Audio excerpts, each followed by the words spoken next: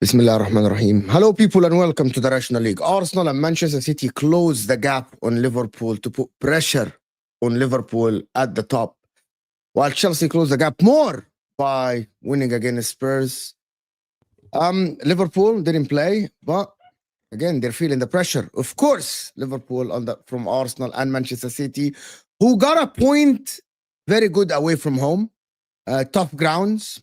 Despite the circumstances that Arsenal and Man City face, they absolutely closed the gap on Liverpool by 1 point. 6 points for Arsenal and 7 points for Manchester City. Now, absolutely, they're closing. That title race looks so spicy. That title race looks so close now, with Chelsea 4 points behind Maresca, moving like Ranieri with Leicester. Absolutely, we'll talk about that as well.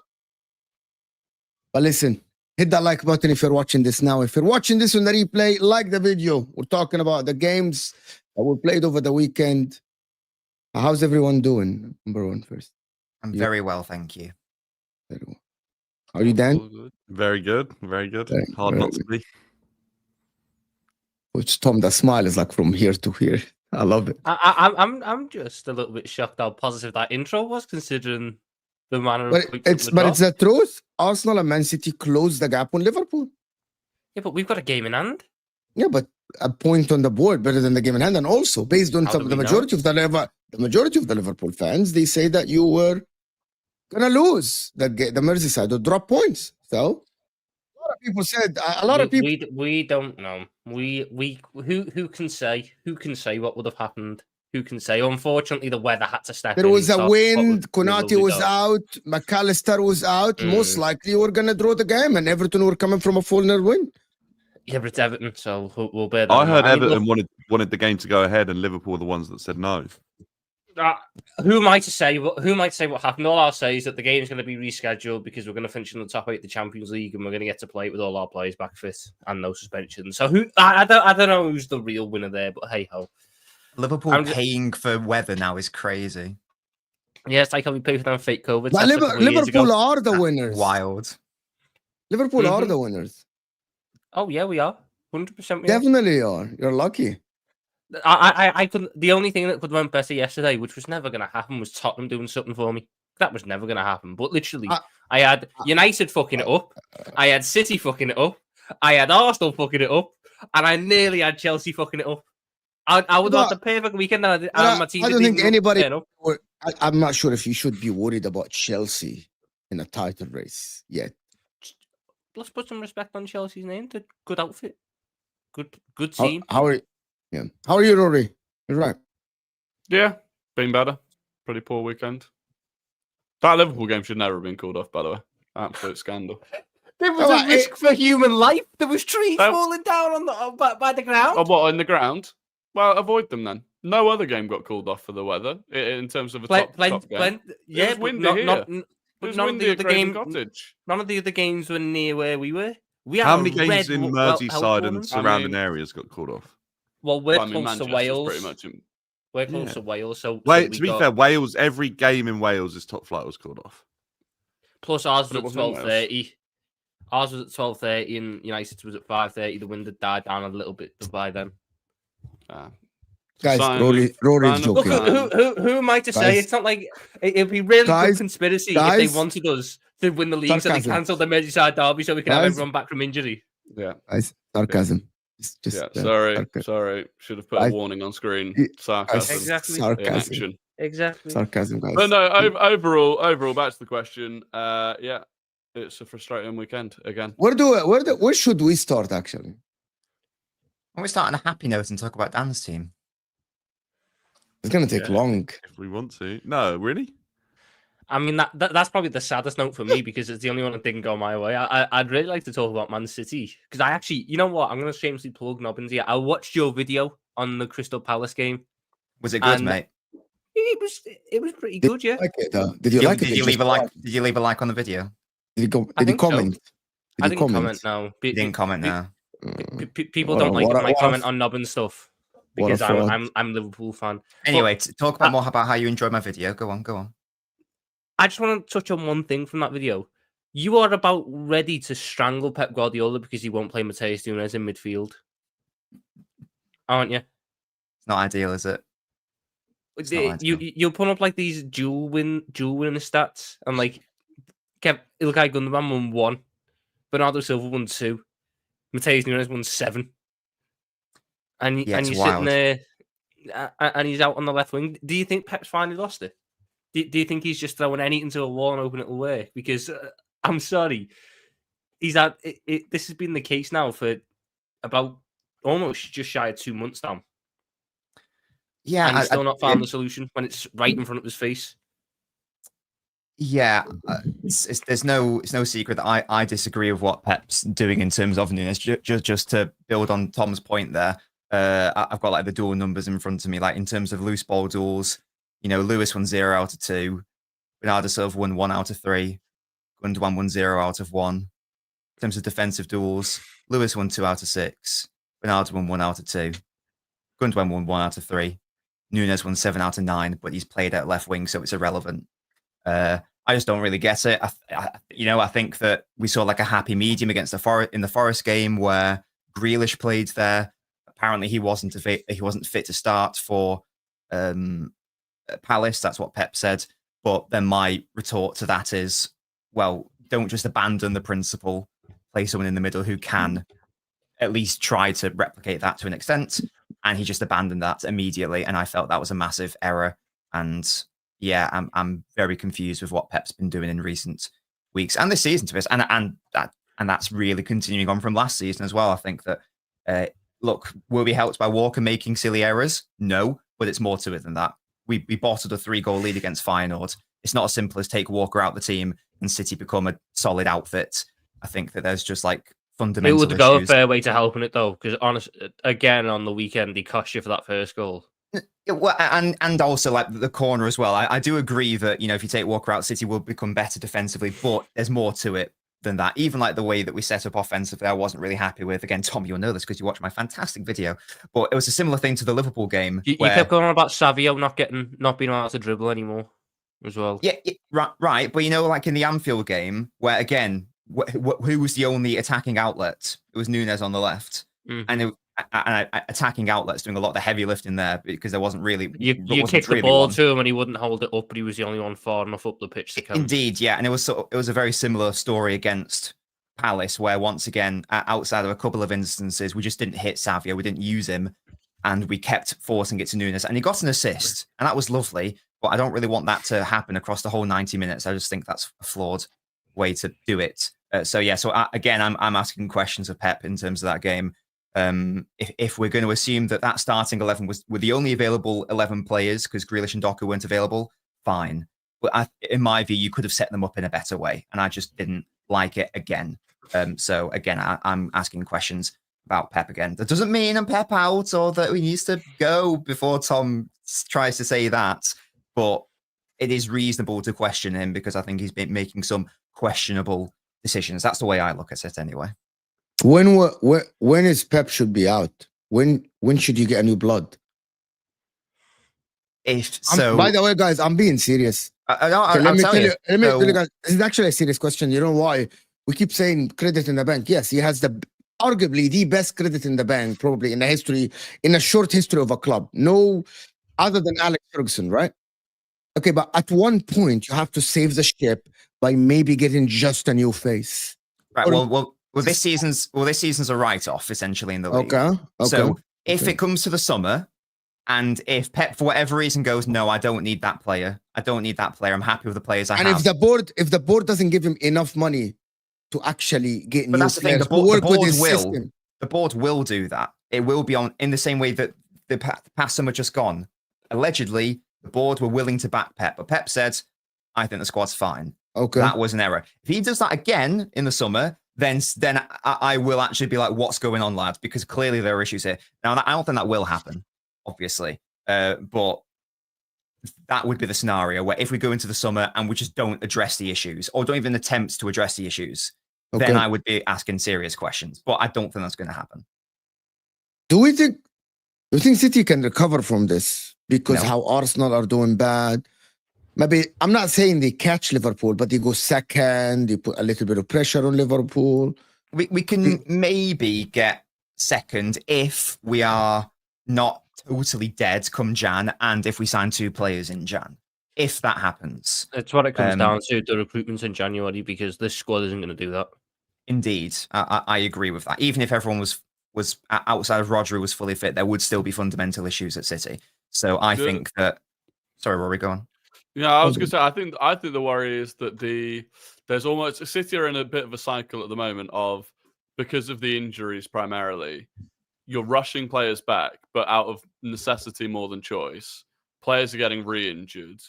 You're tired. Yes. The players that aren't getting injured are having to play every minute of every game, so they're getting tired. And you look at the fixtures, there's no let-up from that, really. And especially if you end up not finishing in the top 8 in the Champions League as well, and have those 2 extra Champions League games early next year, that's the worry for me, is that, okay, yeah, you could... maybe you bring in like 3 or 4 faces in January. They can take a bit of that, but then, that means they're going to have to bed in by instantly going into minutes, which is not the way that Pep Guardiola likes to bed players in either. So, yeah, I think you could definitely stabilize yourselves, but I'd be very surprised if at any point they start catching up rapidly on Liverpool. Yeah, from my perspective, the league season is over, and it's just about bringing in players in Jan who you would have brought in the summer anyway, embed them into the team now, so that next season, after a strong window, you can just hit the ground running in terms of the title race. You don't have to embed them into the team. That's the way I'm viewing this league season. Look, if miraculous things happen, like a lot of, let's say, Salah and Saka and Van Dijk and Saliba all get bad injuries and City don't from now, then maybe there's hope. But outside of that extremely, extremely unlikely scenario, I think that, yeah, it's just sort of done at this point. I don't think City finished below 4th. I think 4th is the lowest, but there is a real possibility that Chelsea finish ahead of us the way they're playing 100%. But I just look at the other teams below 4th. You're looking at, again, no disrespect to these teams, but you're looking at like Brentford, Brighton, Newcastle, Villa, United, Spurs, etc., etc. Villa are 2 points behind City, which is great. Yeah, just long term, I just don't see them finishing ahead of City. Might be wrong, but I think that 4th is the minimum. I think at this stage, 3rd's probably the max, really. But bar those ridiculous scenarios that I've... I agree with you, because United doing bad, Newcastle doing bad, Aston Villa are not great. So Spurs are dead. So I don't think anybody finishes ahead of City, to be honest, in 4th place. You might get 3rd, 4th, 2nd. We don't know. These 2nd, 3rd, 4th places are open for anybody. Yeah, this season's done for me. I think next season, if we have a strong window, I think we will be title favourites again. But I think you've got to sort of look at this as like a transitional season in a way where it's almost like a write-off, and you try to do as much as you can in the FA Cup, try to do as much as you can in the Champions League. We will get knocked out by the first semi-competent team in the Champions League, but if we get a favourable FA Cup run, maybe we can, wing our way to a semi-final or a final. You never know. But yeah, I'm sort of looking at the season as like, what are we going to do next year? And maybe that's the wrong mentality, but I just can't see it personally. But some people just sit and say that City still have a chance of winning the league title. Well, listen. Look, there's always a mathematical chance, but there's also a mathematical chance that, Brighton win the title, Man United win the title. I'm just trying to be realistic. Are Liverpool going to drop off massively from now to the end of the season? And conversely, are City going to drop on massively from now to the end of the season? Yeah. 2 things have to happen. And also Arsenal are there. If it was just one team, maybe. But and Chelsea. Sorry, apologies. There's also Chelsea who are there.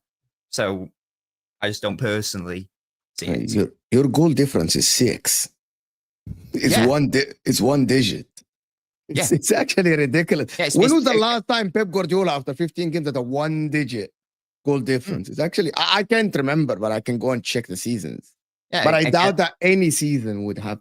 No, and again, it's because this has been our worst defensive season under Pep. I think it's certainly the worst in 1920. I think it's worse than 16-17 as well. It is just objectively our worst season defensively. We give up far too many big chances, as I keep going on about every single week.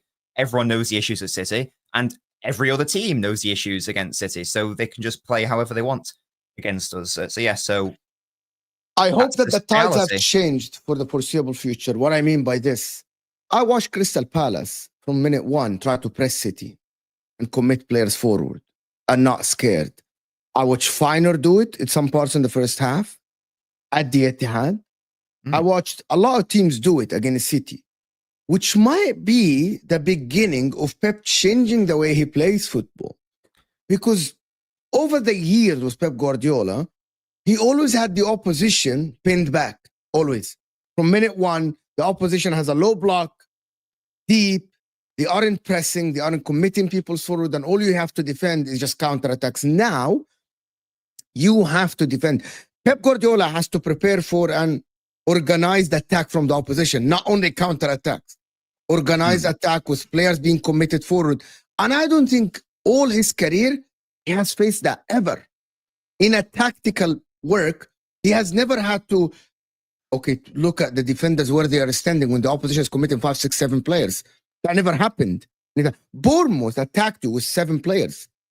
Pep has never faced that because he always had Bayern Munich, the best team, Man City with the best team, Lionel Messi, which is Lionel Messi by himself. You leave 4 players at the back just to have Lionel Messi here. Crystal Palace did this against City, committed 6 players or 7 players forward at some point, trying to pass the ball in your half, which is something that he has never faced, ever. Yes. Again, just building on what I was saying before, all I would say on that is I think this is a very short-term issue. And by short-term, I mean a season-long issue. So in the grand scheme of things, it's short-term. Why the oppositions will not keep doing this? Why? Because teams can press Gundogan in the 6 knowing that he's not Rodri. So they know that physically they can just overwhelm him. And he's not used to that. He hasn't got the vision of a Rodri. Whereas, again, when it happens so many times against Palace, when Rico Lewis is on the ball, picking up in those areas that Rodri would be picking it up in, or, a Gundogan of a few years ago. Again, it's far too easy just to get close to him. You sneeze on him and he falls over because he's not physically strong enough to do it. And it's the same. It's not purely Rico. It's the same thing with Bernardo Silva. Same thing with Gundogan. Even Kovacic at times. There's an inherent weakness there. And I think that weakness can't be exploited. It obviously doesn't exist. So if you don't think that is, so you think that's only because of the players, not because the other teams are finding this more successful than sitting back against City? But why are they finding it successful? Because they're able to do it. If they weren't able to do it, and they're not able to do it, if Rodri is there, and plus another player, Bruno Guimaraes, whoever, then they aren't able to do it. It's in the same way that teams press City differently if Ortega is in goal compared to how Ederson is in goal. Because if Ortega is in goal, he's not as good with his feet, so you can try to force him into an error. Often, if Ederson's in goal, teams don't actually bother to press the goalkeeper because they know it's a worthless, it's a waste of time. So it's sort of informed by the personnel City are lining up with as well. Maybe that fear factor's gone this season. I would be very surprised if teams had the same amount of joy next season, assuming the window goes how I want it to. Willing to be proven wrong on that, but I think it's more informed by how the players City have. They've identified a weakness, they know they can exploit it, so they are exploiting it. But if certain players are there, then that weakness maybe doesn't exist at all or as much. I think we'll see, to be honest. Guys, can we get to 200 likes? Hit that like button. Listen, for City, to be honest, no, I can't rule you out until I rule you out, until you're yes, actually... Yes, you can. Come on. Play the game, Mo. Okay, you're 27 points. You're still... Officially, you're only 8 points behind Liverpool. Yeah, we all know Liverpool are winning that game in hand. That's 11 points. 11. No, they play Everton. I've been told by Sam, I've been told by 22-point swing. I've been told by anyone that they are not favorites against Everton because it's away at Goodison Park. So why would I? So we're only 9 points behind then. Great. Yeah, they might get it. So I only need an 18-point swing. Great. Anyway. Anybody here think that City are out? I want to ask something. Anybody here think that City are out of this? Does anybody agree with Nobbins for the move on? Realistically, yes. I'd say so, yeah. Yeah. They're not in it, that's for sure. Oh, wow. The whole panel think that City are out of the title race. That's fantastic. I don't think Pep thinks he's in the title race. I don't think he's worried about the title at all. I think he's worried about next game. He wants to win games. He wants one win and I don't think he believes he's got it in the bag. Yeah, it's not even about whether or not you think City can claw it back. It's in the next 5 Premier League games for both City and Liverpool. if anything's going to happen, City are going to fall further away from Liverpool. Actually, Not that they're catching up. I just looked at it. You're right, actually. Yeah. That's the thing. So like, it's not just Liverpool dropping points. Like, Liverpool may well drop those 8 points or 11 points, whatever it is. But City have to win the games as well. That's the key. And again, we the could same do goes that. for Arsenal, and it always goes this way. You have to win your games before you worry about the opposition. Yes, but City aren't looking like they're going to win consistently. That's the point. That's the point, you can't see City going on the runs that they've done in years gone by. It's a very different City outfit. This very different. Even like in the past they normally turn up second half the season, but you can see the building blocks for what's going to happen by this point. You can see the foundations. The foundations of this City team are a team that can just be beaten. You can rough them up, rattle them, and they'll wilt. That's not City. That's not a team that's going to do it in the second half of the season. Yeah, and at this point, you would also be saying, well, Rodri's going to come back, and Rodri's not going to come back this season. That's the thing as well. Last season, the only hope, Rory, is them signing like a good midfielder in January, like someone who. But it goes beyond that. Rory. We need a defender as well. At least 2 signings. At least 2, because we need a right back who can play centre back as well. To be honest with you, you also need a winger. You need someone to carry the goal weight from. We need a 6-8 hybrid, a right back who can play centre back, and a winger. What 3 areas of the pitch did Nobbins suggest in the summer window? Oh, get me on that bloody board! Come on, lads. But also, you'd need them to come in and really early in January, ideally, and hit the ground, not just running, hit the ground, sprinting at full speed. Yeah, plug and play. They can't have an adaptation period. They need to come straight in and fit the system like a glove. Because if they need time to adapt, which bearing in mind, the majority of Pep signings do, because how many times do we hear people go, wait till next year, wait till he's learned the system. It could just blow up in their face when they buy a player this January who needs 6 to 12 months to adapt, who actually makes the team even worse while he's playing because he doesn't know how the system works. You've got 2 different problems there. I think this season's pretty much a write-off for City. It's a case of maybe you can do something in the Champions League because it's a knockout competition. The best team doesn't necessarily win that. But it's a case of get to the summer and you've got to nail this summer window.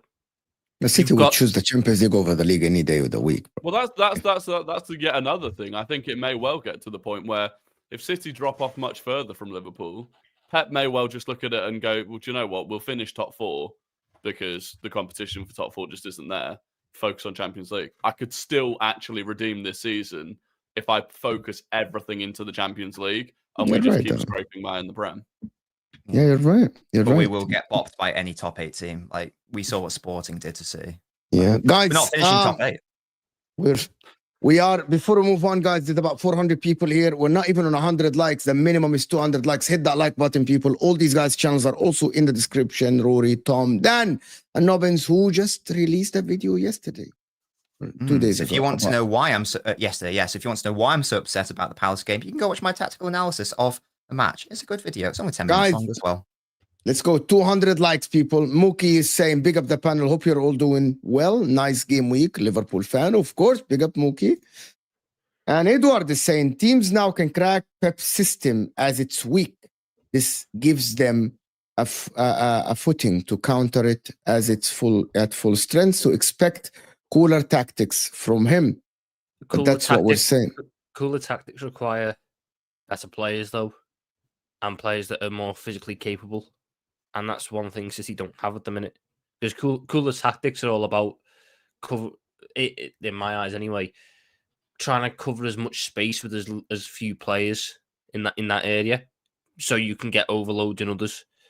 But that requires you having such a physically dominant team to do it. So if you were to make a mistake or if you were to get caught out, it doesn't matter because they fly back into position because they're so quick, they're so strong.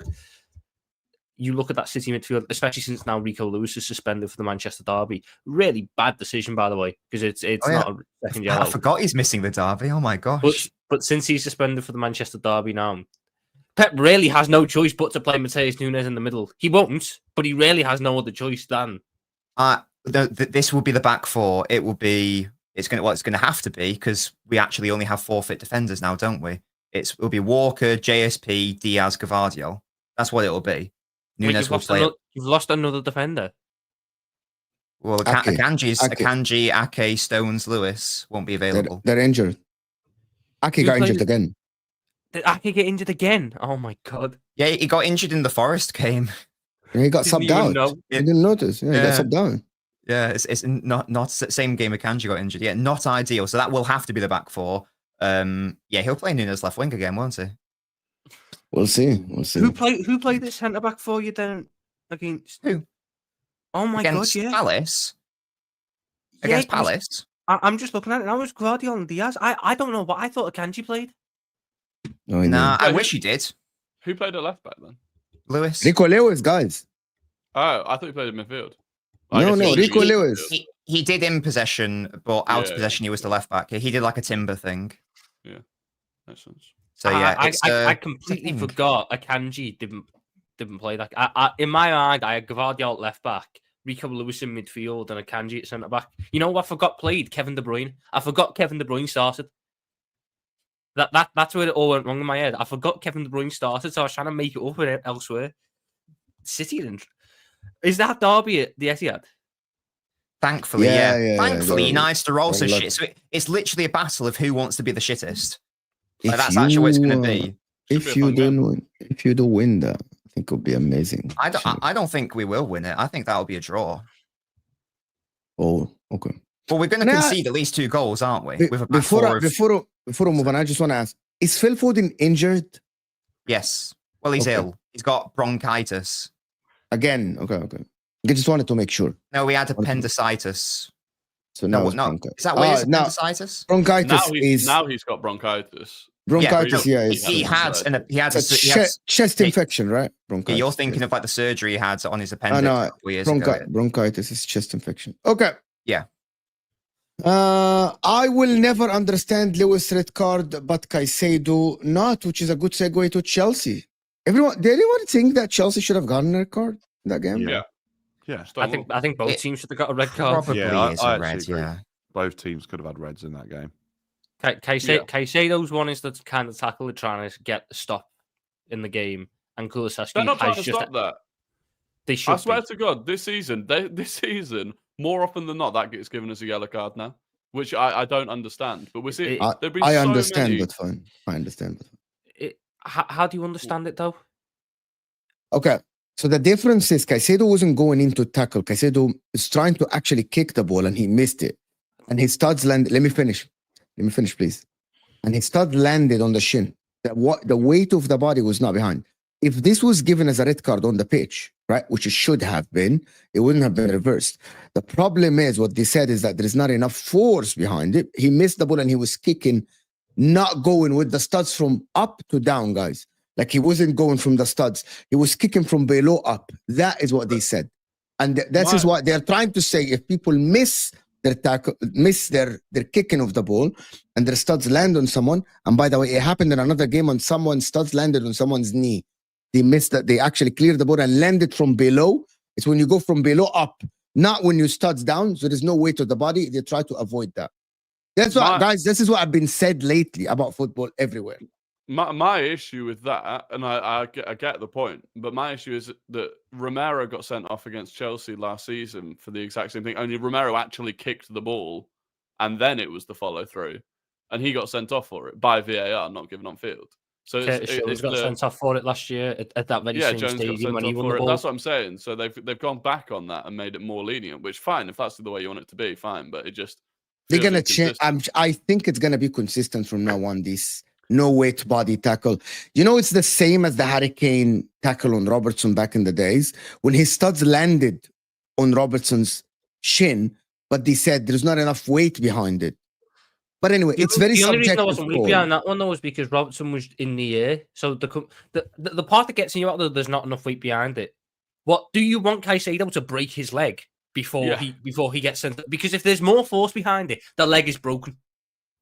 Just because there's not as much force doesn't mean it's not a red card tackle. It's endangering an opponent. I don't even think he got booked, by the way. No, he didn't see it. He can't intervene. The referee didn't see it at all. Which is, by the way, That is what tells me the incompetence. It was right in front of Anthony Taylor, and he's looking at it. The elbow was as well. The elbow What was I don't understand is that how are you not seeing that? If he was giving it as a red, it would not have been reversed. And by the way, if he gave it even as a yellow, they might have told him, go to the monitor maybe. The problem is he didn't even think it was something, which is I don't understand that. But anyway, the red card, because of Kulusevski not being given a red card, they kind of said, yeah, we made a mistake here, so we're going to make a mistake here as well. That's exactly how they thought about it. Or no, they said... The Caicedo one was before the Kulusevski one. No. Yeah, that's why Kulusevski probably didn't get sent off, though, isn't it? But then this is the problem. This is the problem with the officiating in this country. If they're going, right, I should have sent him off, so they can get away with the red card now because I didn't. That's the problem. It's a red card. Kulusevski, no one runs like this. No one runs like that. You don't run with your elbows there. He's went in there to hurt Lavia. And the referee, the worst part of it, the angle that they show on the telly, Anthony Taylor watches it. He watches it. He watches Kulusevski run up and go bang. Lavia on the floor bleeding. And the ref goes, coming together. Coming together? Honest to God. So guys, okay, to be honest with you, it's the officiating in the country. I don't think they wanted to favor Chelsea or they wanted to favor Tottenham because they're both decisions, as you guys said, should be a red card. So there can be a bias here towards someone. It's just incompetence. We have to accept it at some point. We just have to accept that they're incompetent, right? The Spurs deserve to lose anyway, so they can hold that, honestly. Actually, a lot of people say otherwise. Based on what? They say that Chelsea should have been 3-0, 4-0 in the beginning, in the first 15 minutes. I reckon Chelsea could have scored 5 if they wanted, I'll be honest. Yeah. And the only reason it was 2-0 to begin was because Cucurella had the wrong fucking shoes on. Picked the wrong boot. That was class. I love that. By the way, I'm playing devil's advocate. I really think Chelsea should have won. But I'm just telling you what everyone kept telling me yesterday. Chelsea should have been 3-0 down, 4-0. People in the chat. I mean, we could have been. There were opportunities, but at the same time, Chelsea are in control. Like even from Chelsea could have scored. Sorry, Dan. Chelsea could have scored 3 or 4 in that first half if we're playing that game. So sorry, Dan. Proceed. My bad. No, you're right, Nobbins. Well, I think whatever the scoreline was, I actually the only way I think Chelsea may have been out of that game is if we'd gone down to 10 men. I think whatever that scoreline was, 2, 3, 4. I think Chelsea would have fought back to earn something out of that game. The moment Chelsea got one back, brilliant goal by Sancho, by the way. The moment Chelsea got that first one back, I don't think there was a single person watching that game who went, Tottenham will see this out now. Yeah. Because the moment Chelsea got one back, it was done. They're shocking. Everyone going into the game predicted that Chelsea were going to win because of the form that Spurs have been in, because of how tired their players look. You kind of fortuitously go 2-0 up because Cucurella slips a couple of times. Why would you not just go, do you know what? We've ridden our luck. We're 2-0 up. We've got something to hold on to. Let's change the way that we play. Let's try and play in a way that protects our goal. And also is something that Chelsea are more likely to struggle against, which is a lower block, and try and see out the game. No, we're going to continue playing exactly the way that Chelsea will benefit from, in exactly the way that Chelsea are likely to score against us, and hope that we're going to go 3 or 4-0 up. It's idiotic. I don't understand it. Ange managed that game like a man who knows. Ange managed that game. Got time. I don't think he did. It's a strong term, man. It's a strong term. Manager's doing a lot of the heavy lifting. I know. I'm looking at the team selection and I'm looking at the way they played. Ange managed that game like a man who knew he was fucked if he didn't win it. That's why Van de Ven and Romero came back so quickly. It seemed odd that they were starting, and shock horror, Romero lasted 20 minutes, Van de Ven lasted 80. Both of them are now re-injured with the same injuries they had before. So now they don't have any fit defenders, and who knows, when you re-injure something, it can be worse. So that's already a bad note. And then... Why are we talking about Spurs? I'm sorry? Because they were dickheads. I want to point out how bad Spurs were before we start talking about how good. It's a waste of people's time. It's not. I really want to laugh. I'm sorry. I want to laugh at Basuma. I want to laugh at Basuma. I want to laugh at how the fuck he starts the game. Spurs had opportunities in that first half, but as soon as the second half started, I mean, the first 10 minutes of that second half, we were 80% possession. They then retreated and sat. They did sit in a little bit deeper, and they looked for a different sort of method to attacking. But I think Ange requires the game to be incredibly open to have any form of success, and it just never happened. I mean, I want to shout out Maresca for his changes in the second half as well. Again, Yeah. I was told, see, I didn't watch Leicester last season. I was told that Maresca is an incredibly stubborn manager who refuses to change his Yeah, like ideas. narrow-minded was the term. Yeah, But did you see what he said, Nobbins, before you go on? He No, literally no. said, I was. Ancelotti gave me an advice in the summer when they met Real Madrid Mhm. about changing. And he said, I had old habits and I decided to change stuff. Yeah, well, that's and that's what I was going to applaud him for, because he's been fantastic just this season in terms of changing things, like accepting. Because if you make a massive change at half time where because Caicedo was playing at right back in the first half, wasn't he? And Badiashile was playing at right centre back in possession, which is I don't think I've ever seen him play there before. So to just change that entirely, to move Caicedo back to the midfield, bring on an actual right back, is basically him accepting that I made a mistake in that first half. That takes balls to accept that you did that. So I just want to say fair play to Maresca for doing that. And I think Chelsea were still arguably maybe even the better side in the first half, but they were a bit less stable off ball. But that change just made them a bit more solid, I think. So fair play. Just wanted to say that. He had no other option but play. No, maybe he could have played Adebayo in the right centre back, and he chose not I don't think Tosin is in favour. I'm not sure he's thought of highly, to be honest. I actually believe that might be a quick flip. We got him on a free transfer. By the summer, he could be moved on for 20 million. Maybe. Let me do the super chat before we move on. Jay, I think there is another side to that people are not talking about. I think there is a split in the dressing room, and I think most of the veteran players are not on Pep's side. Before, just when that super chat came late, Nobbins, do you think that can be the case at all? I don't know what the evidence is that there is a split in the dressing room. I think that's just that's a theory, I'm assuming, unless Jay's got insider knowledge. I don't know what evidence there is that there I is. feel like that's Isn't it- cliche. Isn't it like, Yeah. he's not started Edison for the past couple of games. They've had a fight. He didn't start Kevin De Bruyne for a couple of games, so he's out of favour in this, that, and the other, making mountains out of molehills type stuff. Yeah, I don't think there's anything in that, to be honest. Pep even came out and said, I've got no issue with De Bruyne. I love him. He's like the best player ever. Like what? So I just don't think there's any. Yes, I don't think there is truth in any legs to this story, Jay. No. Chelsea, dog. The only close thing would just be sorry. The only close thing would just be if it's what happens in teams where you've had the same manager for how many years? Pep's been there since 2016 now. We're now gonna be into 2025. That's 9 years. Sometimes you just need a different voice.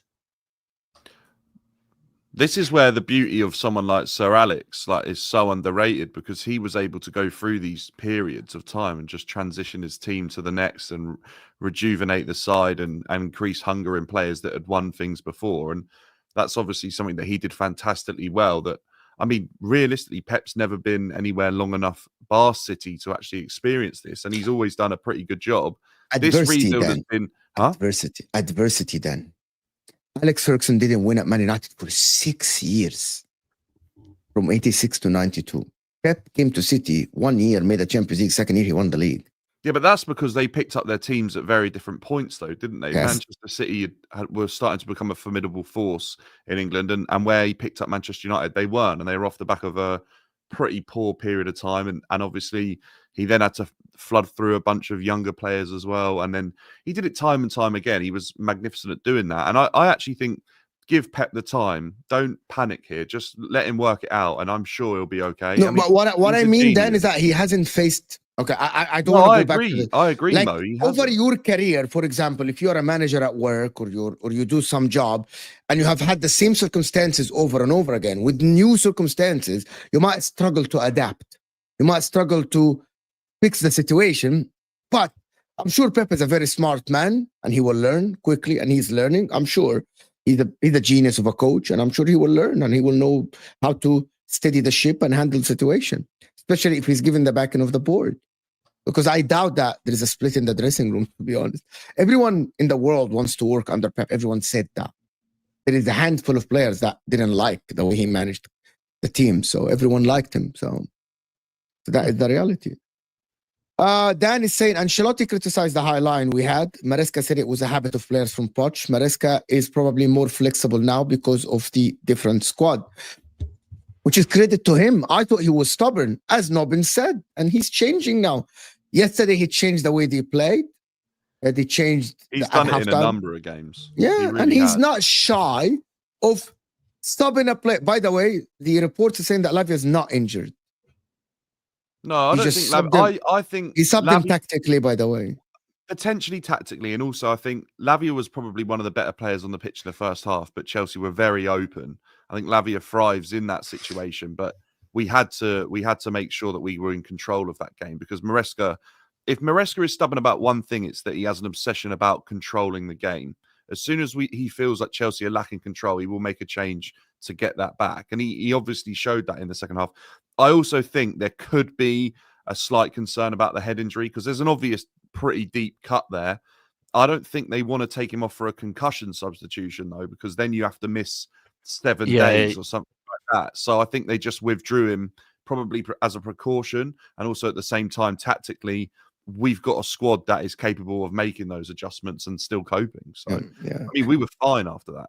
Mo Chiardi is saying that. Mo, that's not what he said all about Ancelotti. It's literally what Dan said. But that proves that a manager is...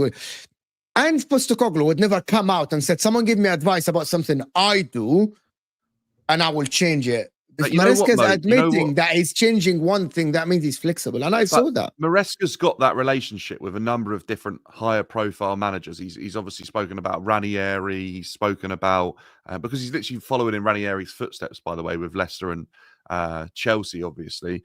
Ancelotti, I think he's played under like Lippi. He's played under a number of different managers, and he's got that relationship. I don't think Ange has that relationship with anyone, because he's come from a non-footballing background. He's been at the top of like his continent, so he's been the best Australian manager they might have ever had.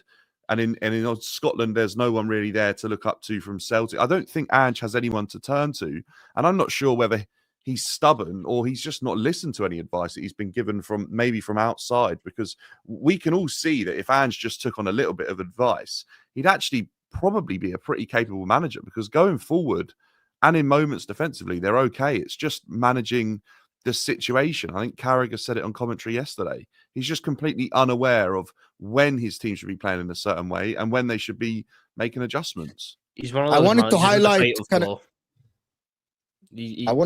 he lives and dies by that system, regardless of if it works or not, and it blows my mind how he doesn't change. You know, tactically, yesterday it was very strange. Chelsea are the only team that went to the Tottenham Hotspur Stadium and actually dominated position for the majority of the game. And it was regardless of how high Spurs are playing. It didn't matter if they were pressing or not. I know that they made mistakes in the beginning. Maresca insisted on, we're going to control this game. We're not going to give the ball. Basically, he didn't do what Arsenal did or what Liverpool would do, which is, we're going to give you the ball. And I checked it. And yesterday, the commentator said there was 50 minutes. Chelsea had 85% of the ball in a span of 15 minutes. And it was very strange to watch a Chelsea team go into the Tottenham Hotspur Stadium and dominate position. But I wanted to highlight a couple of things. Enzo Maresca is getting the best out of the guy. We all said he's not cut for the Premier League. He can't play the 8. He can't play the 6, blah, blah, blah. And now he's playing neither. He's playing 8/10 or whatever. He's getting goals. He's very close in the 18. He's supporting Jackson. It's credit to Maresca for this. We have to mention that, to be honest, because when you get a player like this that is worth so much money and try to find the right system to make this guy work, and now he is thriving under you and as a captain as well, I think that proves that someone like Maresca is utilizing the squad. Someone said Maresca's tried, Mo, to play him in that position already, and he has had bad performances. So do you know what he did yesterday, Dan? He adjusted Caicedo as a right back to invert. So Enzo but what I'm saying is we've literally seen under Maresca in this system, Enzo Fernandez not have good performances. So something else has changed for Enzo recently to go on and I don't believe the whole phase is the answer, like people said. No, I don't. Not- I don't know what personal life stress. I know can that obviously Terry have an said that, Hossam said Yeah. that, and I But don't. I mean, believe that. we're all well aware, right, that that personal stress and personal situations can have effect on what's happening on the pitch. It can be very difficult to split between the two, and some people probably find it easier than others. And there's a weird coincidence in terms of timing and a different level of performance. But at the same time, whatever's happened, you have to praise the player himself, because to fight back and get to the level that he's at now, when it looked like it was all said and done for him in the Premier League, I think you have to, not only can you praise the manager, because the manager's asked him to do this role and he's not done well enough. He's found somewhere a second win to come again and actually try to get his Chelsea career back on track. And what he's done since the Panathinaikos game has been nothing short of fantastic. But the way I'm just gonna explain what I see on the pitch. I think he's asking him to do less defensive work because he has someone covering his defensive work in Caicedo's right back. Even in the second half, he still had Malo Gusto covering that side. He's not playing on that side. He's playing to the left. No. He's covering his defensive side. Enzo Fernandez is not being asked to defend as much. He's not being asked to drop deep and receive the ball. He's being asked to receive the ball higher on the pitch. He's had that role previously under Maresca. Like, he's played that exact position before. How? Well, he has. He played it under Poch. He's played it under Maresca. He's been asked to do that role and not coped when he's had players to do his defense. Are you telling me he hasn't played with Caicedo, Conor Gallagher, Lavia before? He has. He still had to defend and receive the ball deeper. There's a different. Okay, watch the difference between his heat map and where he received the ball yesterday versus where he used to receive the ball, even playing the same role. It's not that. He used to receive the ball. It's different. He's receiving it in a left-sided 8-10 pocket. You can literally see it on a map. Like, that's where he's receiving the ball. Could it also be like? Sorry.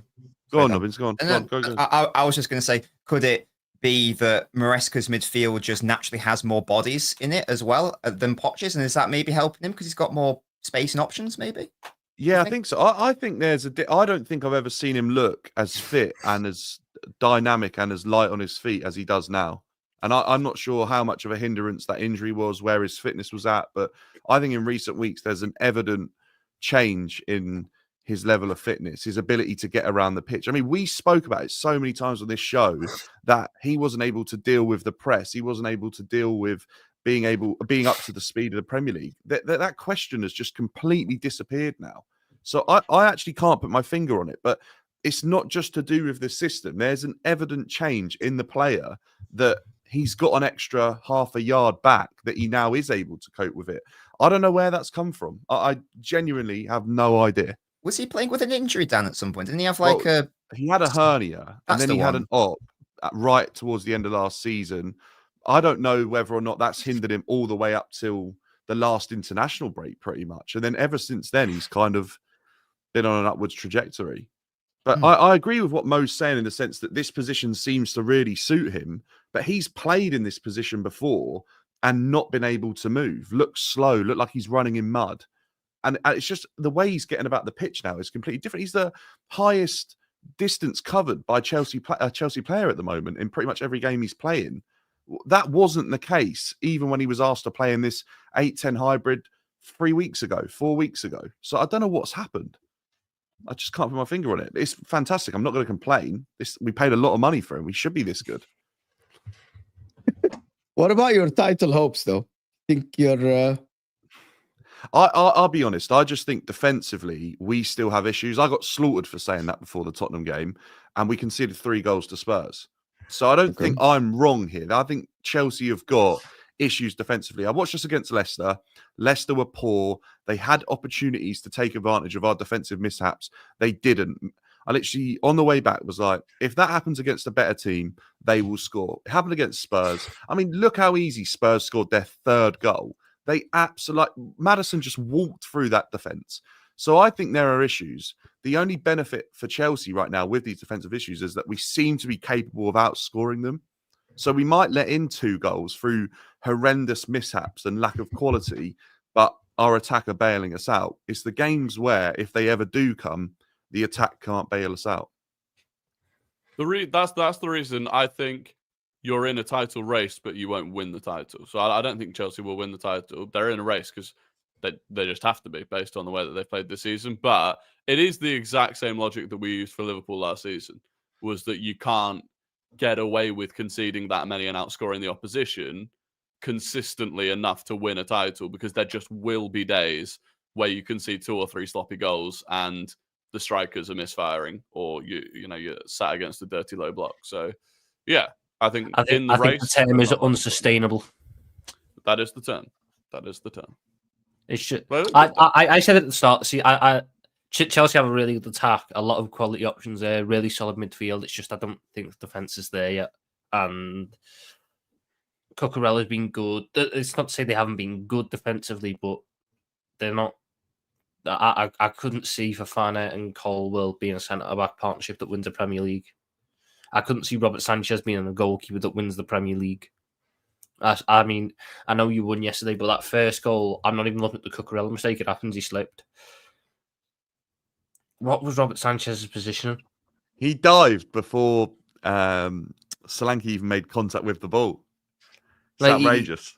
He's dived to block a cross that is never going to get that now. I remember that now. He dived to block the cross. And so the true. 2 players are actually, even if Solanke doesn't get it, Colwill will get it before it goes to Sanchez. I'm like, what? Crazy. The second goal, a little bit harder because it goes through some legs, but again, that was a really good finish, to be fair to Kulusevski. It's a good finish, but I think a top keeper's position slightly better, because I don't think Kulusevski ever opens his body up to show that he's going to curl it. And you've got to consider the defenders and the way they're shuffling. It's never going to open up to curl it. It's always going to have to go back across goal. It just seemed like Sanchez, I know he sees it late, it comes through some legs, but he's very flat-footed. He's always too reactive. And however, all of this, Tommy, say Chelsea in the January can go sign a centre back, and Jorgensen can be the starting goalkeeper. They could do. I don't think that. I think if Chelsea are going to sign a centre back, it's got to be as transformative kind, and I just don't think that's available in the January. Like, I'm not sure. I think we've had this debate on this show where like we were going through the centre backs that might be available in the January, and I can only compare. Chelsea are in a similar position to what Liverpool were in when we were about to sign Van Dijk. They need that big centre-back to come in and that big goalkeeper to come in to shore up that defence, and then they'll go. I don't think they're going to get that keeper in the January, because I don't think there's many transformative keepers on the market. We also spent 60 million on keepers in the summer, so I just don't see it as viable. Mm-hmm. And centre-back wise, those transformative kind of centre-backs, I just don't think they're going to be available in January. And I don't think it's worth Chelsea throwing money at someone who isn't that calibre, because that would undo some of the good work they've done in the window where they were getting the right business done.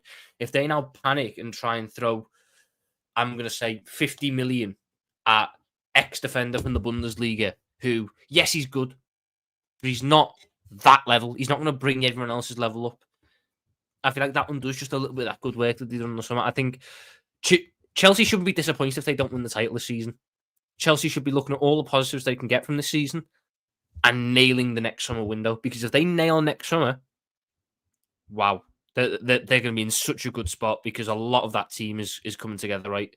A lot of that team is coming together, but they cannot mess up those 2 positions. They can't. They have to get them right. I think they will get it. Palmer can win us the title, but we need a keeper in January. That's what Tom is saying. I think you, more than a keeper, you need a centre back in Mauritania. That is my take on it. Centre back. Forward line, they will score goals. A centre back is kind of like a must, to be honest with you guys. Do you think, like, as a group, do you think that Chelsea are getting away defensively at the moment? Do you think, because like people are saying in the comments, so we've got the 3rd best defense in the league, like they're sort of suggesting there isn't really an issue here, but do you think Chelsea are getting away with it at the moment, or do you think, like someone said, it's unsustainable? Do you think that is the case? There's an issue if you want to win the title, yes. Right. It's not. I wouldn't trust your defense to win a title. I trust your defense to get top 4, not to win a title. I just don't think. You look at yesterday. Spurs got 3, but like Son should have scored another 1 at least. I think they hit the bar from. Can I give you guys a stat that will? I know a lot of people don't like stats, but that stat is very telling, right? Chelsea have the second difference in terms of goals scored versus XG. Do you guys know what that means? That means overperforming XG the second most. In terms of like against, by the second most. So realistically speaking, they should have conceded way more than what they actually conceded. So that backs up what Dan's said then. Yes, Yeah. that they are getting away with it defensively. I never checked it. I just checked it while Dan was talking. I went and put the table. The only team ahead of you is Ipswich by minus 7.16. And what you are? Minus 7.13. So you should have had 7 more goals. Okay, on paper, 7 more goals Conceded. than what you conceded. And I think, and I think So- that's why it And I get why feels- people are okay. See, people XG is nonsense, but what It's I'm not. trying It to isn't. analyze. There's a reason that we all sat here and felt like Chelsea's defense is shaky, even if technically they've conceded the third lowest number of goals in the league. But the reason is they concede a lot of big chances, but yeah, maybe they've got away with it. And look, Poor some of that, finishing all partly, the by the way, occasional good saves.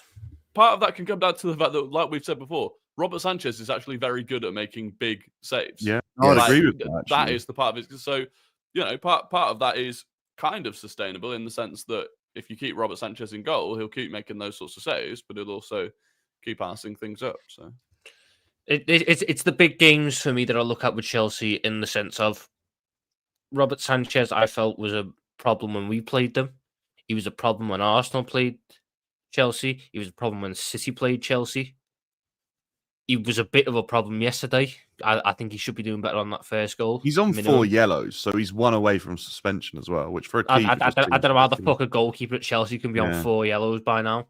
Who else have you played United yet? Yeah, we drew. See, we drew, didn't we? We drew to United, Arsenal, Liverpool, and just scraped past Newcastle 2-1. You lost to us. You lost to us. Sorry, yeah, no, sorry. Don't That's try what and I get mean. a draw out of that big No, win for us. No, that's sorry. Yeah, so that's what I mean. Out of that period, we obviously drew with United, drew with Arsenal, lost to you, beat Newcastle, which at the time it didn't feel like it was probably good enough. But actually now in hindsight, with how other teams are doing against the same teams, it actually looks like it was okay. So I think we've done all right there. Yeah. All right. Moving Felt on like a from draw. Chelsea Someone said that. It felt a little bit. to Corner FC. State Pieces FC. Give them freedom, give them fire, give them corners, or they retire. Can I ask you something, Rory, for real? And I want yeah, to good, man. okay. Do you think your players are looking for corners sometimes instead of looking to keep the ball in the game? I'm genuine. I caught Hussam yesterday on the watch along, and I saw it 3 times in the game yesterday. Where No. I'm just gonna say, Odegaard had a chance to control the ball and maybe pass it back and keep it ticking, but he chose to try to cross it to hit it against someone. And the guy really, I think it was Robinson, he moved away and it went straight with the right foot from Odegaard to Leno. Saka did it twice, and Martinelli waited for the guy to come in because there was no one in the 18 because Havertz was outside and he hit it past the guy to win a corner. Do you think that is something that let's do? I think at times we've played for corners, but I think Okay. every team does that. Like if you're struggling, we were struggling to break Fulham down. Fulham out of possession when we were in their final third were a 5 at the back with 4 in front. It was very, very challenging, and I think we did play for some corners. But I mean, statistically, we're not winning any more corners this season than we were last season. We're just scoring a lot more of them. I think when we went going into the United game, United had more corners this season than Arsenal had. The difference is just that we've, for whatever reason, become unbelievable at scoring them. So the whole I think the biggest thing that people are misunderstanding is this idea that because we're scoring more corners, we're focusing too much on set pieces and not focusing on trying to score from open play. I just don't think that's true. I think it's something that we've massively improved on and is a great weapon for us to have. The issues of us breaking teams down and creating chances from open play are an entirely separate topic. Yeah, why is the problem there? Okay, so someone in the last 8 games in the Premier League, you created 1 combined XG from open play, just 1. What? No, That that's can't be bollocks. true. No, I think You've misread that stat. I think the stat is out of the last. There's 8 one game games, in the was last only 8 one game where that they we created have more than 1 XG out. That of we've open had play. more than one. Yeah. That's, Okay, maybe. Not across the That's- because for that for your stat to be the case, they would have to be averaging It's not my stat. 0.13 xg from Okay, open play per Arsenal. game. Okay, maybe Arsenal have created an open play expected goal in one of their last 8. Okay. Yeah. So yeah. one game only. Okay, maybe I read that wrong. Yeah, which is It's the still problem. not a good And stat. No, It's still not a good stat. it's really it's not as bad. bad as you It's- make out. Yeah, we are Across the averaging- season, it's 3 of the 15. Yeah, He created we are, a higher than yeah, we are bang for open play XG this season. We are literally bang average in the Premier League. Like if you took everyone's combined, divided it by 20, we are bang average. That's a massive problem. Now, set piece XG, we're light years ahead of everyone else. So that's counterbalancing it slightly. But there's no getting away from the fact that you're not going to win a league when you can't create enough chances from open play. Now, the reasons for that, there's loads of reasons. Like people will say it's excuses. It's not. It's an observation. Martin Odegaard was injured for a long period of time. He's our best creator. That has an impact. Doesn't completely justify all of it because we had Martin Odegaard yesterday and we still struggled to create things. The red cards that we've had through games, that slightly affected it. Injuries that we've had has slightly affected it. The overall issue we've got is that we don't, I think, have individual players that are capable enough of breaking down low blocks by themselves. And so Saka can do it. But when Saka's not got the support that he needs, he struggles. No one else really I'm looking at. And so is Liverpool. I don't think Liverpool, apart from Salah, has someone to break a low block. But Diaz hasn't scored in months. Nunes, we know, is a donkey. But even someone like Trent Alexander. Yeah, And I don't think they Well, even Rory. I don't think they even have an Odegaard in terms of creativity. Yeah, but they have Odegaard- like Rory's just going to say it. They have Trent. Yeah. Trent can do it from anywhere on the pitch. Hmm. Mo Salah absolutely can do it. Okay. I even look at someone like Cody Gakpo quite regularly. McAllister as well. He can do it. as a McAllister can do passer. it. There are enough players. Now, for Arsenal, Jurriën Timber can do it. And Calafiori can do it. The issue is that we're not seeing them enough. And people get confused about this because they're defenders. I think our biggest issue this season has been at fullback. Because we don't have the solutions to not having Jurriën Timber and Calafiori. And I put out a tweet earlier that goes through the numbers on that. In games where we've had both Calafiori and Jurriën Timber, we've won 83% of the games. The only game, we've only had 6 games with both of them. 5 of them we won. The one that we didn't was the draw against Man City.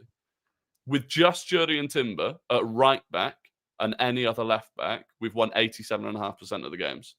With just Calafiori at left back and any other right back, we've won 80% of the games.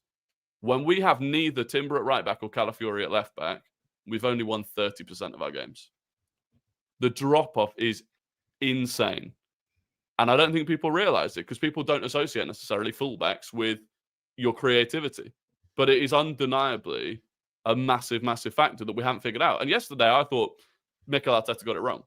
I thought the lineup yesterday was wrong because in order to try and fix the issue at left back, because we've got 5 defenders out injured, to try and fix that problem, he changed too many things. He moved Timber from right back to left back. He moved Partey back into right back. That was a mistake for me. It is what it is. I don't know what, that if he's got Miles Lewis-Skelly and Kieran Tierney both on the bench, he doesn't want to use either of them at left back, then, that's his decision that I felt he got wrong. Again, in the next games, like when I was watching the game yesterday, all I can think of is that why is Havertz not in the 18? Again, if Odegaard is out there, why Havertz was hanging outside the 18? What are you doing? What are you trying to do? There is Declan Rice on the left with Trossard. There is Odegaard with Saka. Timber was actually helping that left side as well. And also he was popping on the right side. He was everywhere. What was Havertz doing outside the 18? I thought he had a horrific game yesterday. That's what apart from the happens, header he did by the way, the rating and the stats and everything are masked yesterday for Havertz by the header he hit to Saliba because he got an assist on the board. He had a horrific game. And I'm not sure what is it. Arteta's it must be Arteta's. Well, there's two things. Firstly, there are certain games that don't suit Kai Havertz. I think that was one of them. That game, if you had any other option, I don't think you'd play Kai Havertz. What's the other option? Gabriel Jesus. I'd rather sub myself on than Gabriel Jesus. Right? So that's problem one. Problem two, I think Kai Havertz is absolutely knackered. He's played almost every minute for Arsenal for the last 18 months. He plays every minute for Germany, pretty much. I think he's absolutely knackered. But again, we don't really have many options to. Can I counter that with a bit? Being really tired does not actually justify it doesn't add up to the fact that he's running everywhere on the pitch apart from the 18. He's everywhere. Well, that's tactical, but that's Kai Havertz though. Kai Havertz isn't a 18-yard box striker. Which is why in the summer he'll drift into the box at the end, and like if you look back at a goal, like the goal he scored against PSG, don't know if you remember it when Trossard. That's what he's great at. Those late runs. The play. Is, yes, if he's the only person hates doing being that, marked, so he waits for the play to move away from him, and then he finds the space to strike. Yeah, the problem is the game yesterday. Yeah, go ahead, Rory. No, you're right. The game yesterday just didn't. The game was moving faster than him yesterday. Then let me give you what I saw. And you guys, let me tell you if you guys notice exactly. If everyone watched the game, he would start the play and it would move to Saka or Trossard or Odegaard, and by the time he's at the 18, he already reached the byline. He's already late because he started the play because he was involved in the triangle outside. You're too late, mate. Yes, the ball is already. They're looking for you in the 18, but you're not there. That is because of the kind of striker Kai Havertz is. There is a reason why in the summer everyone was saying Arsenal might need to go buy a more natural number 9 because Kai Havertz doesn't want to be the box 9. He doesn't want to be in the box, being marked by defenders, trying to make these runs to get space away from them. He wants to be arriving late, ghosting in, and picking up the space that everyone else has left for some reason. That's the kind. He doesn't like the physical battle of it. He doesn't want to be touch tight with the defenders, trying to get yards space. That's not him. And against Fulham yesterday, that's all them centre-backs wanted to do. Calvin Bassey wanted to be touch tight. Issa Diop wanted to be touch tight. Even when he moved in from right back to centre-back, when they went to that back 5 thing that they were doing, which I thought was really smart. Kenny Tete, whenever Kai Havertz was around him, was getting touch tight and roughing him up a little bit. And that fucks Kai Havertz up because he doesn't like the physical battle. And when you add in the fact that Sander Berg and Lukic, I think his name was, the two DMs for Fulham, were just screening everything. And whenever Kai Havertz was receiving the ball a bit deeper, they were going into him. Kai Havertz was getting bullied out of the game. And there wasn't enough support around. Yeah, but tactically, that's on Arteta. Forget that. Tactically, I'll tell you why. Yesterday, the reason why Saka didn't have a lot of joy is that every time Saka tried to get the best of Robinson, Bassey was there to cover. Because Bassey had no one to mark in the 18. He had all the spaces and all like the time, Bassey, to go and cover Robertson. They played back 4 because Kai Havertz was outside the 18. Diop covered Tete easily, and Bassey covered Saka because there was no striker to mark. There's no one to mark. Do you know where a lot of this goes back to for me? Jody and Timber at right back. How is that Jorian Timber? Why? Because why is Kai Havertz in the linking up in the triangles with Odegaard and Saka? Because Jorian Timber isn't there because Thomas Partey doesn't support in the same way. Not on Thomas Partey. He doesn't have the physicality or the athleticism to constantly overlap and underlap. But again, you look at, for example, against Sporting, where Timber assisted Martinelli. Who else was ready to be on the end of that ball in from Timber? Who else in this occasion had got to the last man? Kai Havertz was there. It just went past Havertz and Martinelli tapped it in. But Havertz was there. But again, the lack of support on that right-hand side from a Jurriën Timber, it causes us massive problems. And yes. And like it's Mikel Arteta. Well, part of, that it is his problem. That is, you're analyzing it very well. By the way, Rory, you're analyzing it very, very well. But at the end, as Nobbins analyzed the Man City game, at the end, Nobbins said, but Pep is the one who's choosing these players to be in these places. 100%. Mikel Arteta chose to put Thomas Partey at right back. He made a mistake. For me. Why was Jorginho on the pitch? What was the reason for Jorginho yesterday? What was the reason? I don't know. Because Arteta doesn't trust Kieran Tierney. It's like you're on the standing court, Rory. He's pushing you here. Literally. Not him. But I was questioned as well. I was like, I said yesterday about Jorginho, you aren't trying to break someone's press with Jorginho. They had 2 shots on target the whole game. What is Jorginho doing? Passing the ball sideways? Okay. Yeah, I know I defend Mikel Arteta a lot, so maybe you're not, anticipating. I'm not asking you. I think Arteta got the lineup wrong. For me, no matter what's happening, it feels like it. It should be if Jurgen Timber is fit, Jurgen Timber starts at right back. If Thomas Partey is fit, Thomas Partey starts in central midfield.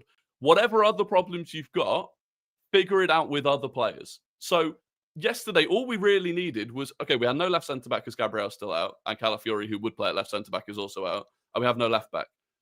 Figure that out separately. If it needs to be Tierney or Miles Lewis-Skelly, do it. If it needs to be Mikel Merino playing at left-back and inverting, do it. Keep the others in the set. That's my opinion. It's where you got it wrong. All of that said, by the way, I just want to people in the chat, and this is something that is honestly infuriates me, right? Unbelievably. Explaining why you lost it, or we didn't even lose the game. Explaining why you've not won a game by analysing what happened in the game is not making excuses. You are monumentally cretinous. Liverpool FC TV was one of them. Can't remember who the other one was. It's gone. To explain why things have gone wrong is not to make an excuse. You're right. I don't think like the you're only making an thing excuse. to make these people happy is if you sit here and go, yes, my team is shit at football and we're going to lose every game because we're all shit and the manager's shit and the players are shit and we should just all just quit. This is what they want you to do. Liverpool FC TV. Your team is done. My team is done. My team is done. We're finished.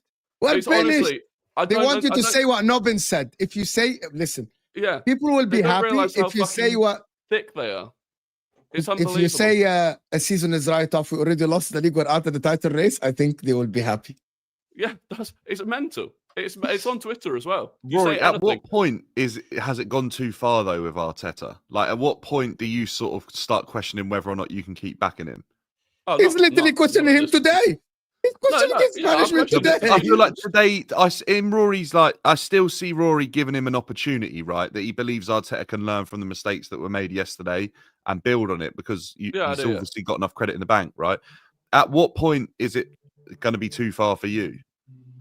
Do you have like a requirement, or is it just the fact that he isn't learning? This is the thing, right? All of that said, what I've just said about how I'd have done it differently to Arteta, I still think Arteta did enough to win the game yesterday. Like, if you look at the game, realistically, 9 times out of 10, you win that game.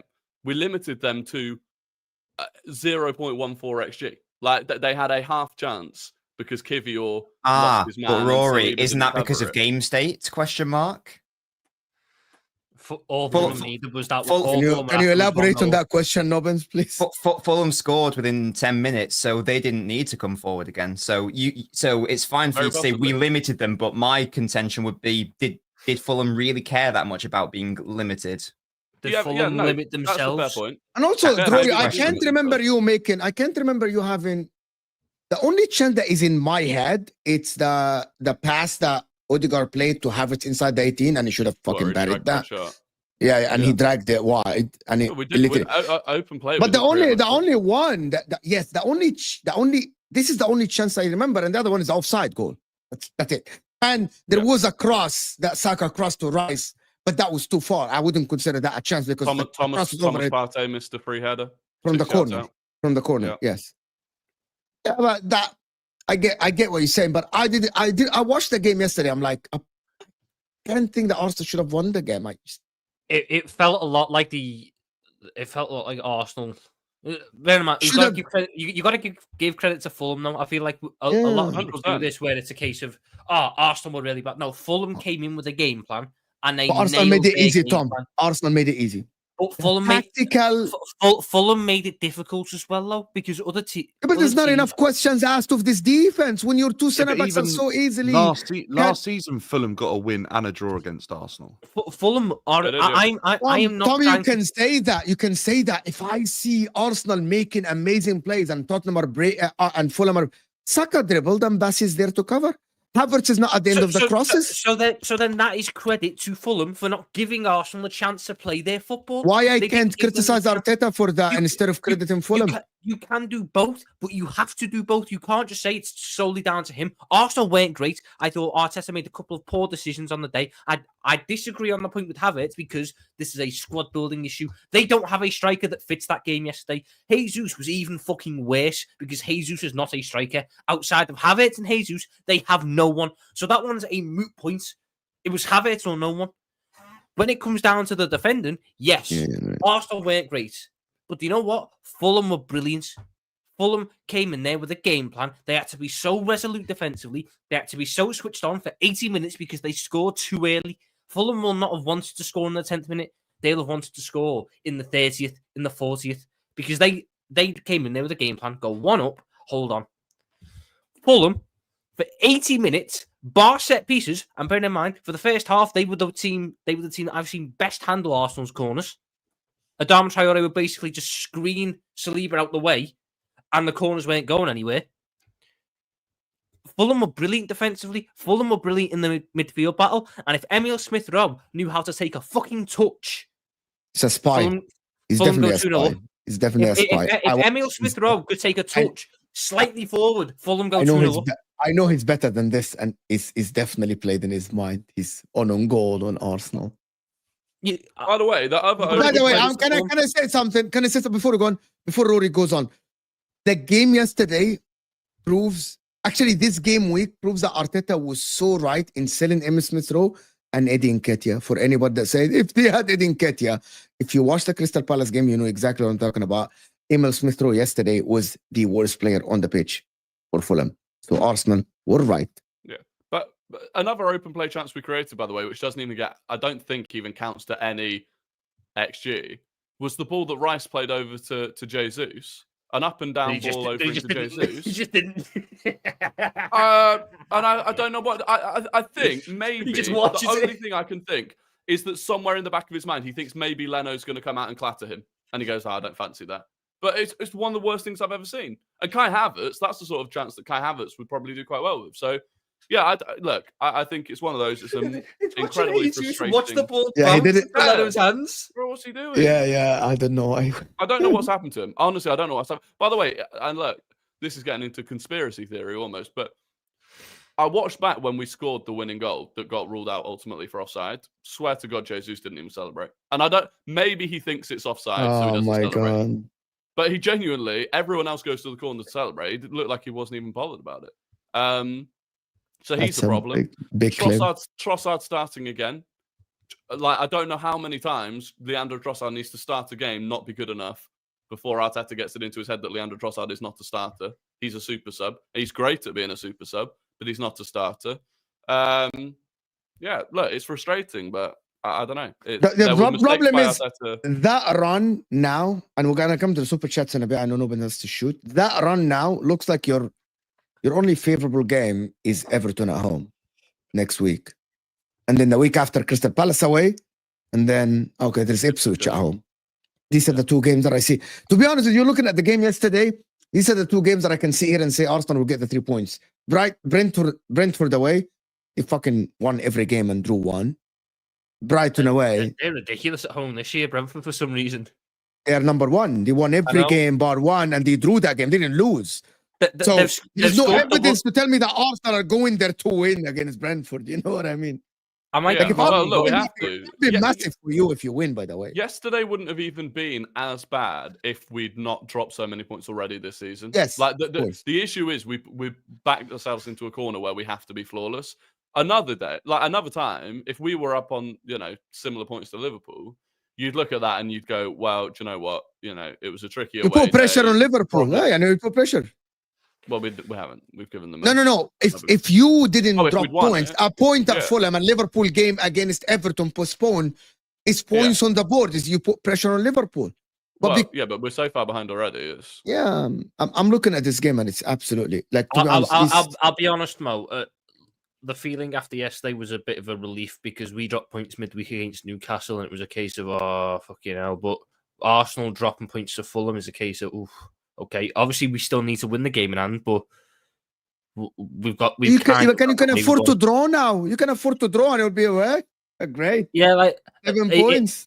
Fulham getting a result out of the Arsenal game makes our Newcastle result better. Retrospectively, in our minds, because we went to a tough away ground where teams have been beaten, and we got a draw. And the fact that Arsenal and City also cocked it up that weekend meant that we didn't lose too much ground because of it.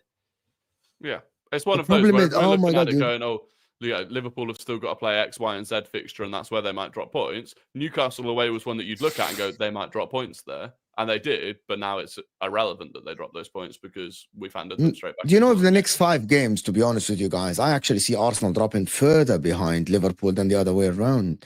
Liverpool plays Southampton, Spurs, Fulham at home, We don't play Leicester at home, Southampton. West Ham away. Okay, that's a cup game. I'm sorry. So Fulham, Spurs, Leicester, West Ham, and you play Man United at home January 5th. While Arsenal, they play Everton at home and win, Crystal Palace away, tricky one, London Derby, Ipswich at home. Then you play Brentford away and Brighton away, back to back, in 3 days.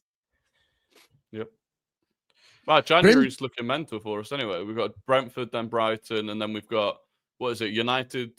Or no, Spurs, United, Villa. And you're then focused in the someone else as cups well. more than Liverpool. Liverpool already wrapped the Champions League qualification for top 8. You need to win some couple of games to guarantee being top 8 and avoid the extra 2 games. Liverpool don't. I agree. I know Nobbins, you have to shoot. Guys, Yes. follow Nobbins. Finally. Bye. Go watch my videos. Yes. Bye. Let me do a couple of these super chats. I think it's so tricky for Arsenal, to be honest with you guys. Like, I try to analyze it to the best of my ability, to be honest. Because Arsenal were not supposed to be that far behind.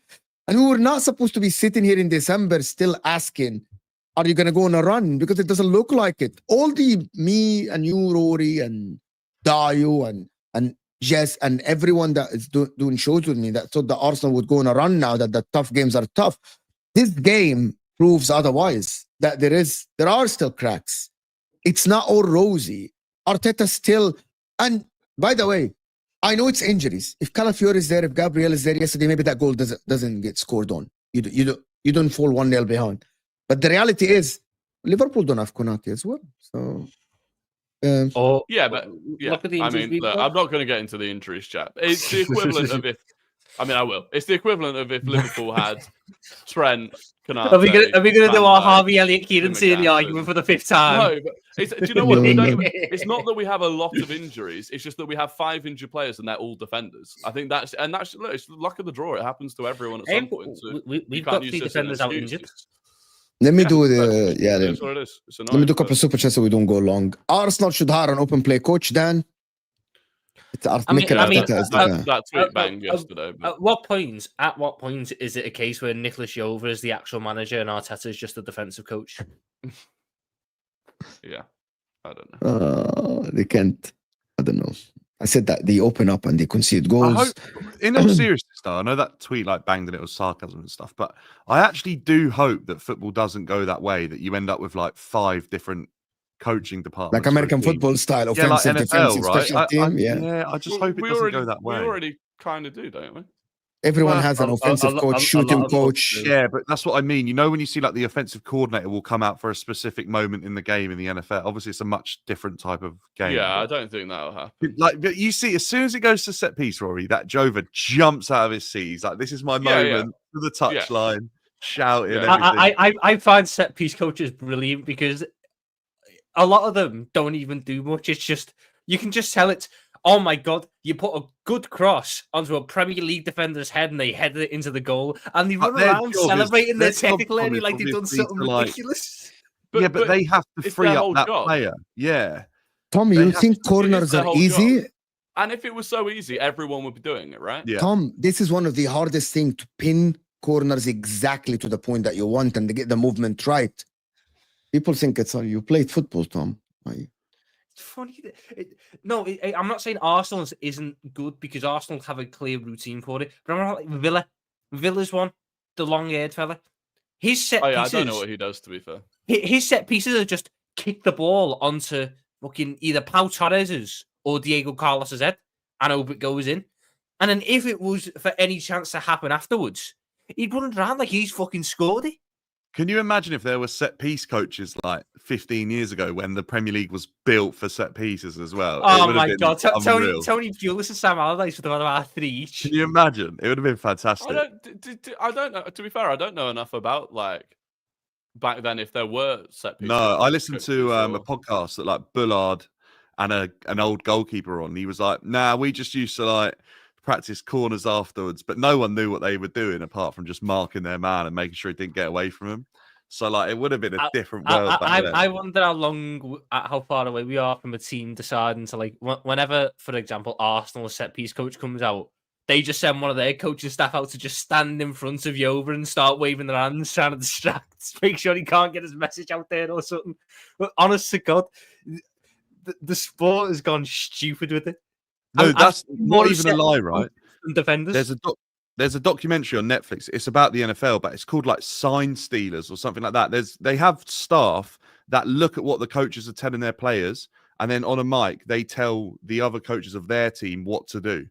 So like it could go that far. You just like someone will be like, right, Havertz is going to try and break him to the back post. Okay, right, make sure no, like it's just crazy. Do you know what the best part about this would be? You could corners would take about a minute to set up at this point because it'll all be this chess game of right. I think they're going to do that one, so we'll do that one. All that just for the corner taker to knob it into the first man. Yeah.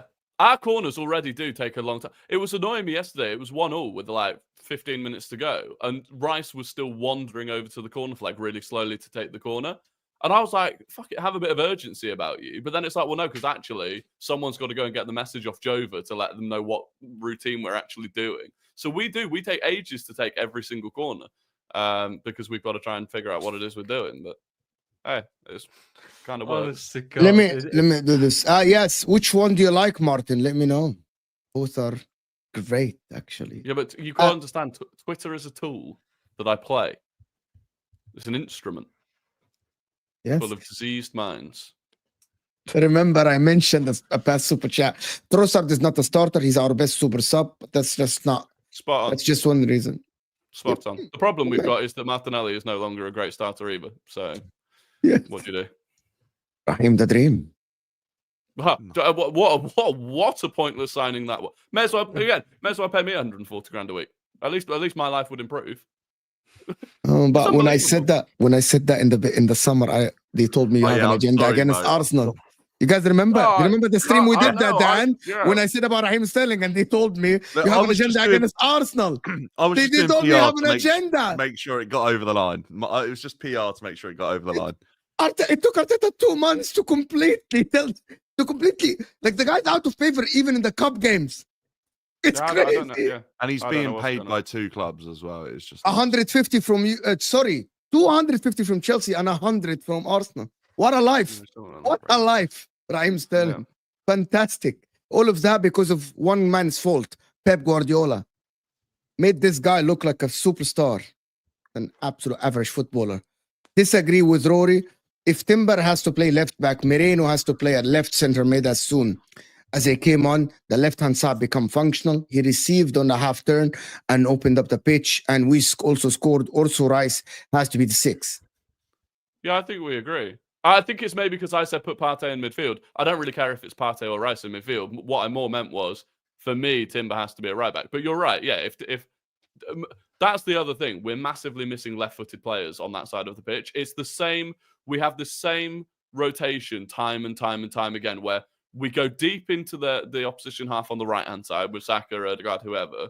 It works its way back round eventually to the left-hand side, and it goes to one of Martinelli, Declan Rice, Jurriën Timber if he's out there on their right foot, and they have to cut back inside, and then it's just easy to shepherd them back to the halfway line. We do it time and time and time again. It's frustrating. If we don't have Calafiori, we need Marino. And I didn't understand what he said. I know then you have to go. I'm just finishing 2 super chats and then we're getting out of here. I get it. The problem is it's on Arteta to find a solution. We're not going to sit here in the summer and say, well, you finished third. What are you going to do? Are you going to sign people? And the board is like, oh, we already gave you money. We're not backing you again. I know I'm trolling, but Spurs, again, did not want to win or even a draw because it will help Arsenal. Spurs wanted to win. Spurs players just like Don't know how brain to cells to win. Win. Honest I to just God, don't know how to win. what the fuck are those 2 penalties they gave away? They are two of the most stupid decisions I think I've ever seen a player make. Why the fuck is Basuma going to ground there? There's no reason. Caicedo's running to the byline. He's running away from goal to the byline on a weak foot, and Basuma just goes, "Fuck it." And why Bang. did Sar kick? Sar- Where is Palmer Sar's going? Why did he kick Literally Palmer? running towards the corner flag. Oh, let me just. Yeah, fucking why smash did into you the back. do that? Like, there's no reason for you to do the kick the foot from the back. It's just utterly stupid, to be honest. And That's the sort of thing where you're like, okay, as much as Ange could have done things differently and whatever, Ange He can't can't change the mentality of one of these midfielders players. are morons. Yeah, guys, listen to Luke. Thank you, Luke, and hit that like button, people. We're over 200 likes. Let's get to 300 likes.